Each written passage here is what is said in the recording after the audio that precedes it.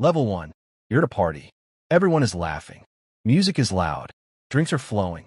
And you're standing near the wall, counting the minutes until you can leave.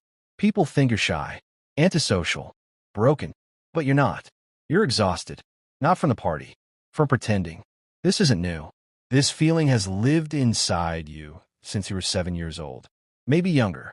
And tonight, standing in this crowded room, feeling completely alone, you realize something. You've always felt this way. The question is, why? Level 2. Go back. Go back to the house you grew up in. Not the one in the photos.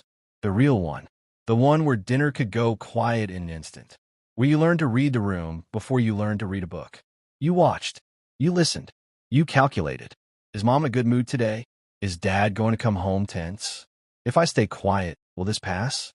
You became a specialist in other people's emotions. Not because you wanted to, because you had to. Survival looked like silence. Safety looked like invisible. And your nervous system wrote that down. Filed it. Kept it. That's level 2. The origin. Level 3. You didn't have a chaotic home? Fine. Maybe it was something quieter.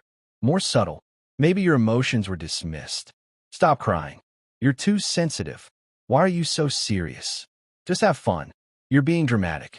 Every time you showed something real, it got handed back to you like it was wrong.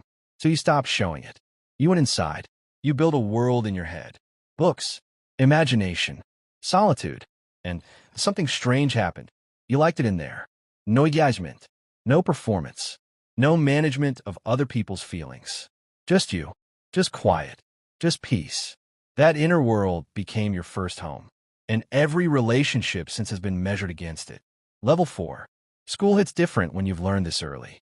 Groups feel like traps. Friendships feel like contracts with hidden clauses. You watch kids perform for each other. Laugh too loud. Change their opinions based on who's in the room. And you think, I can't do that. Not won't.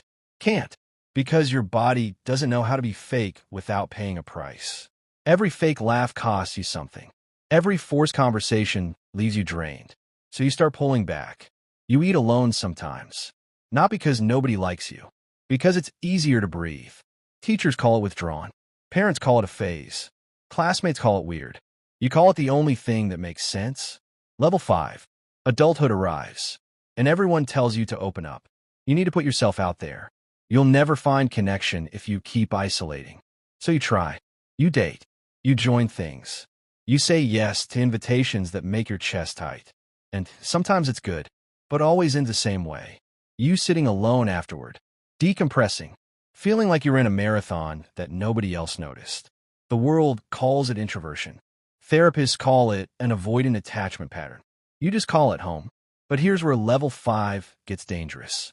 Because you start using solitude as armor. Not just preference. Protection. Anyone who gets too close, you find a reason to push them out. Not because they hurt you. Because the possibility that they could is enough. Level 6. You're in your late 20s now. Maybe 30s. You build a life that looks perfect for one person. Your apartment is clean and quiet. Your schedule belongs to you. Your routines are sacred. People envy it. They call you disciplined, independent, strong, and you smile. Because it's easier than explaining the real reason. You didn't choose this life because you love solitude. You chose it because connection never felt safe. There's a difference. A big one. One is power. The other is a cage you decorated. And deep at 2 a.m., when the apartment is too quiet and your phone has no new messages, you feel it. The cost. Level 7. This is the level nobody talks about. Because here, you start to see it clearly. The child, who learned to be invisible, is still running your adult decisions. The 7-year-old who went quiet to keep the peace is still choosing your relationships. You don't fear being alone. You fear what happens when you let someone in and they leave. Or worse, when they stay and you still feel alone. That's the real wound. Not that people hurt you, but that even love didn't fix it. So you stopped asking love to fix it. You stopped asking people to be home. You made yourself the home.